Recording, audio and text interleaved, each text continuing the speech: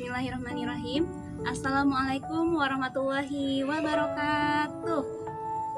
Bagaimana kabarnya hari ini anak-anak? Alhamdulillah, luar biasa. Tetap semangat, tetap bertekad, tambah hafalan 30 juz. Allahu Akbar.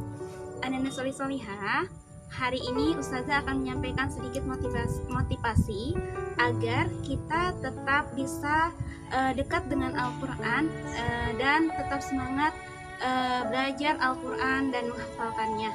Anak-anak solih-solihah, Ustazah punya sebuah cerita tentang anak-anak penghafal Al-Quran yang berada di tengah-tengah peperangan. Mereka tetap semangat walaupun situasi yang sangat mencekam dengan lentuman bom dan suara tembakan di mana-mana. Pada suatu hari, ada seorang relawan yang datang ke sebuah pengungsian. Relawan itu membawa satu tas biskuit untuk dibagikan kepada anak-anak di tempat pengungsian dengan tujuan untuk menghibur anak-anak yang mengungsi karena ditinggalkan orang tuanya berperang, ada yang syahid di tengah peperangan. Relawan itu datang ke pengungsian, kemudian mengumpulkan semua anak-anak kecil yang ada di pengungsian dengan niatkan akan membagi-bagikan biskuit yang telah dibawanya. Kata relawan itu, anak-anak kesini semuanya kumpul, paman punya biskuit. Siapa yang mau biskuit ini? Kata relawan itu sambil mengacungkan biskuit yang akan dibagikan. Semua anak-anak bilangnya mau paman, saya mau. Semuanya mau biskuit itu. Tapi kata relawan itu, tapi yang mau biskuit ini ada satu syaratnya loh, katanya. Apa paman? Anak-anak semuanya serentak menjawab apa? Yang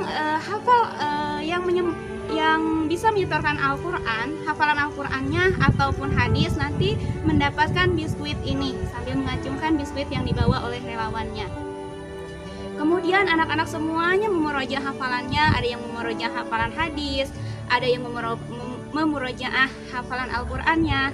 Setelah itu anak-anak menyetorkan hafalannya ke relawan itu. Kemudian relawan itu membagi-bagikan biskuit yang dibawanya. Setelah biskuitnya habis, relawan itu kemudian berniatan pulang dan merapikan barang-barangnya ke dalam mobil. Tiba-tiba ada 3 anak kecil yang tiba-tiba datang ke relawan itu. Paman, katanya, manggil pamannya itu. Ada apa nak? Kata paman itu menyapa ketiga anak itu. Semua anak itu menunduk semuanya. Mereka tidak ada yang berani mereka tidak ada yang berani berkata apa-apa. Kenapa nak? Kata relawan itu. Apa kalian pingin biskuit ini lagi? Katanya sambil paman itu mengacungkan biskuit yang dibawanya. Bukan, sambil menggelengkan kepalanya. Terus sang relawan itu berlutut di hadapan anak-anaknya sambil mengusap kepalanya. Ada apa? Kalian mau apa? Merasa iba relawan itu kepada 3 anak itu karena orang tuanya sudah meninggal saat perang. Anak itu menunduk, kemudian relawan itu terus menanya, dan tiba-tiba ada seorang anak yang berkata, paman, katanya. Kata anak itu, membawa mushaf Al-Quran tidak? Katanya. Mushaf Al-Quran? Kata relawan itu.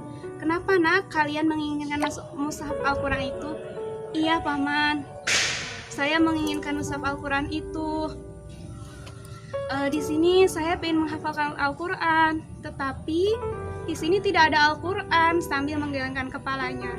Nah, setelah itu pamannya menunduk.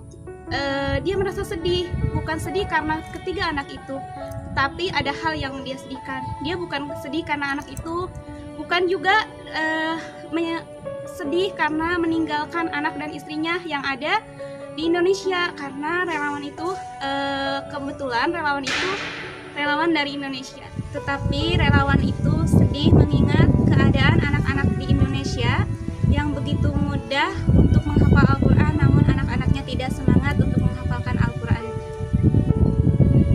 Kemudian relawan itu berjanji kepada ketiga anak itu, nak, nanti paman kalau balik lagi ke sini, paman akan membawakan mushaf Al-Quran untuk kalian. Kemudian anak-anak itu pergi meninggalkan relawan itu, dan relawan itu pun pulang meninggalkan tempat pengungsian. Pada suatu hari relawan itu datang lagi ke pengungsian itu dan membawa biskuit untuk dibagikan kepada anak-anak yang ada di sana. Ketiga anak itu pun datang lagi kepada relawan dan menagih janjinya. "Paman," katanya, "mana mushaf yang kemarin dijanjikan?" katanya. Kata paman itu langsung kaget. Relawan itu langsung kaget.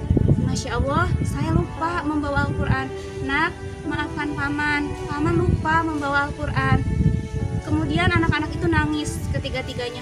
"Paman itu gimana? Paman udah berjanji akan membawakan Al-Quran." Anak-anak itu nangis dan pergi meninggalkan relawan itu. Relawan itu pun sangat sedih dan kemudian balik ke tempat relawan. Dan pada suatu hari relawan itu balik lagi ke pengungsian dan membawa Al-Quran, dan kemudian dibagi-bagikan itu Al-Quran kepada anak-anak yang ada di pengungsian itu. Namun apa yang terjadi? Selang beberapa saat setelah Al-Quran itu dibagikan, masjid tempat mereka menghafal Al-Quran tiba-tiba dijatuhkan bom, dan anak-anak semuanya terhambur kemana-mana karena masjid itu diledakkan.